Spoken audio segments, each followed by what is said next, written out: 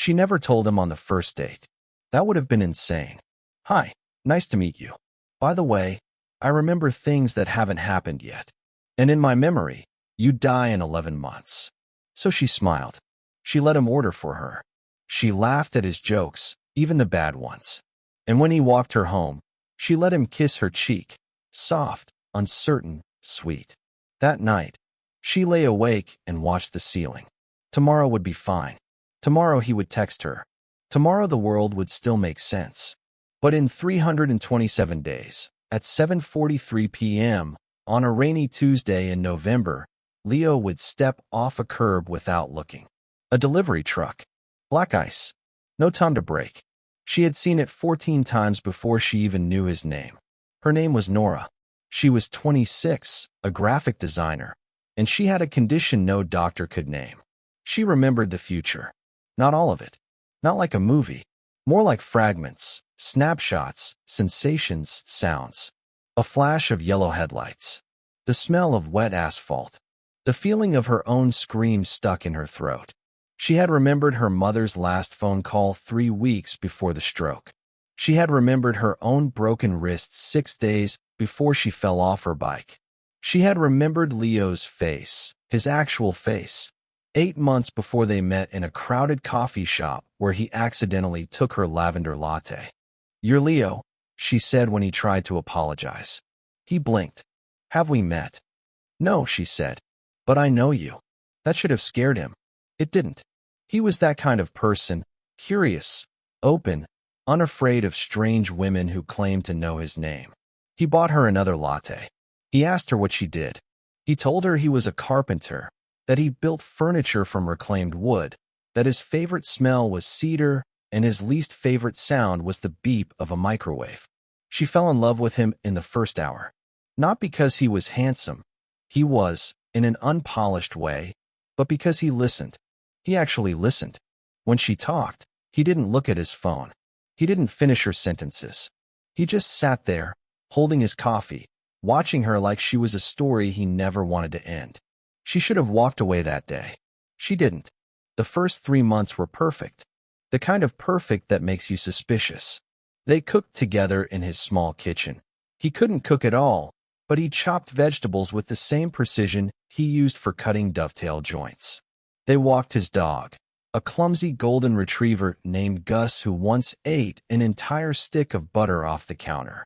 They argued about movies and agreed about music. He built her a small wooden box for her keys, walnut, hand-oiled, and wrote inside the lid, "For Nora, you finally have a place to put down your roots." She kept the box on her nightstand. Sometimes, late at night, she opened it just to read those words. She didn't tell him about the memory. Not yet. She told herself she was protecting him. She told herself there was time. She told herself that maybe, this time, the future would change. It never changed. She had learned that the hard way. When she was 17, she remembered a classmate falling down the stairs. She warned him. He laughed at her. 3 days later, he fell. Same stairs. Same way. Same crack of bone on marble. After that, she stopped warning people. She just watched. She just counted down the days in her head and pretended everything was normal. But Leo wasn't a classmate. Leo was the first person who made her feel like the future wasn't something to fear, just something to walk toward, hand in hand. So she stayed. Month 4. She started noticing small changes. She remembered his death at 7:43 p.m. on a Tuesday in November. But now, sometimes, the details shifted. The truck was blue instead of white. The street was different. Once, she saw him on a bicycle instead of walking. The core never changed. He died. Always. But the how and where began to flicker like a bad signal. She didn't know what that meant. She hoped it meant something. Month 6. Leo proposed. Not with a ring. With a key. He took her to an empty storefront on a quiet street. A small space with large windows and good light. "This is going to be my workshop," he said. "And upstairs is for us. If you want." She looked at the dusty floor, the cracked ceiling, the water stain shaped like a rabbit. Then she looked at him. "Nora," he said, "I don't have a lot of money. I don't have a plan. But I have hands that can build things and a heart that only works when you're in the room. Will you stay? She said yes. She said yes knowing that in 5 months, he would die.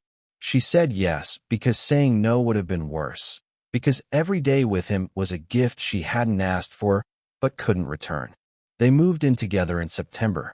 The workshop wasn't ready. The upstairs apartment had one working outlet and a radiator that sounded like a dying whale. But Gus was there, and the cedar shavings and Leo's laugh when she burned toast for the 3rd time in one morning. October came. Cold rain. Early darkness. She started having the memory every night. Not fragments anymore. Full scenes. She saw the truck. She heard the screech of tires. She felt her own body running toward him. Too slow. Always too slow. She stopped sleeping. Leo noticed. Of course he noticed. He was that kind of person. The kind who noticed when you moved your coffee cup an inch to the left, who remembered the name of your childhood hamster, Machi, who could tell from your breathing whether you were sad or just tired. Talk to me, he said one night. 3 a.m. She was sitting on the floor of the unfinished workshop, staring at nothing. Can't, she whispered. Why? Because if I tell you, you'll try to fix it. And you can't fix it. No one can. He sat down next to her. He didn't push. He just rested his head against hers and waited. She waited too. Until November. November 1st. She woke up knowing this was the month. She had 30 days. 29. 28. She started watching him like a hawk. Not with love, but with terror. Every time he crossed the street, her heart stopped. Every time a delivery truck passed, she grabbed his arm. He laughed at first. Then he got quiet. What are you not telling me? He asked on November 15th. Nothing. Liar. She almost told him then. The words were right there, on her tongue, hard and sharp as broken glass.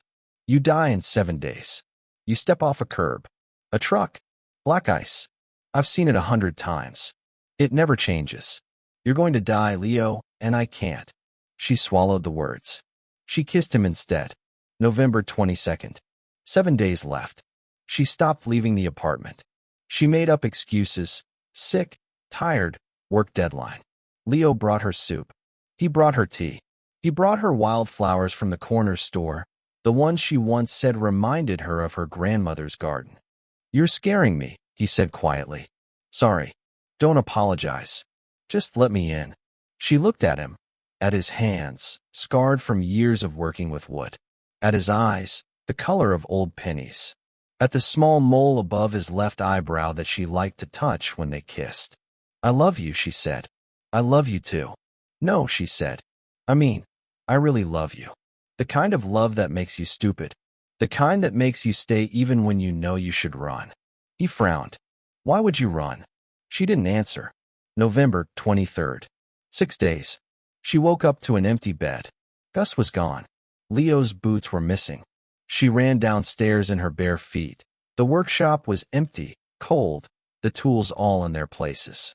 She found him on the sidewalk outside. He was standing at the curb, staring at the street. Leo. He didn't turn around. Leo, what are you doing? I've been watching this corner for 3 days, he said. His voice was strange. Flat. The truck comes at 7:43. Every night. Black ice on the crosswalk. Happens so fast no one even screams. The world stopped. How? She whispered. He turned. His face was pale. Not scared. Resigned.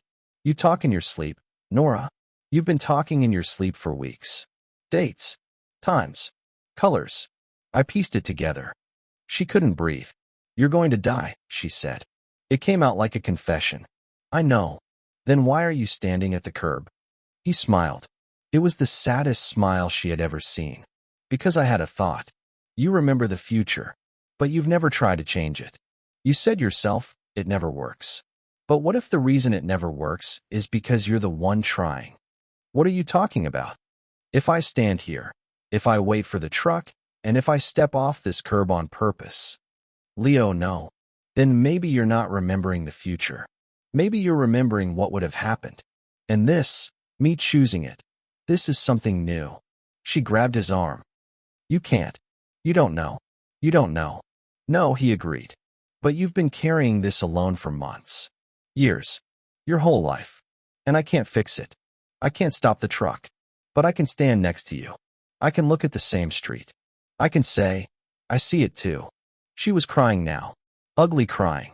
The kind that hurts. I didn't tell you because I didn't want you to be afraid, she said. I'm not afraid of dying, he said. I'm afraid of you being alone. They stood there for a long time, holding each other. The street was quiet. November cold. A dog barked somewhere in the distance.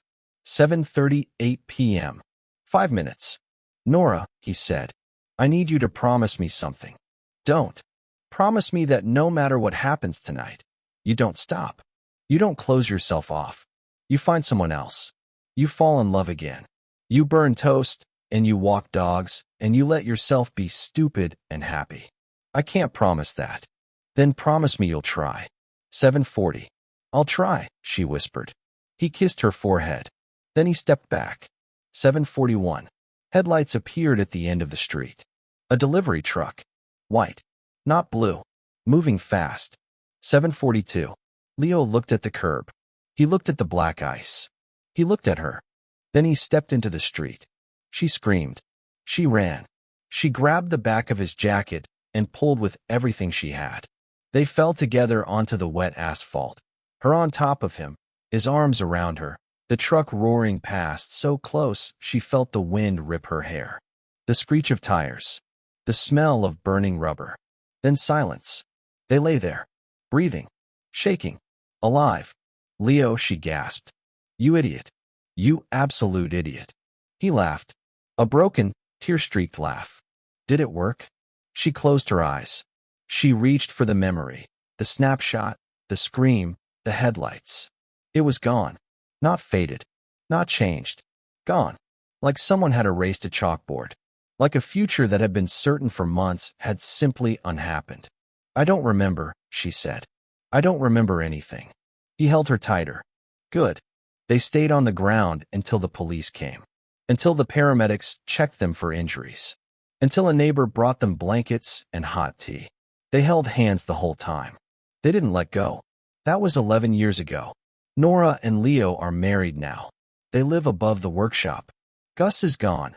Old age. But there's a new dog, a mutt from the shelter who steals socks and snores like a chainsaw. Leo still builds furniture. Nora still burns toast. And every year, on November 23rd, they sit on the curb at 7:43 p.m. They don't talk about the truck. They don't talk about the memory. They just hold hands and watch the street get dark. Sometimes a delivery truck passes. Sometimes the road is slick with rain. But Leo never steps off the curb. And Nora never pulls him back. Because they already did. And that was enough.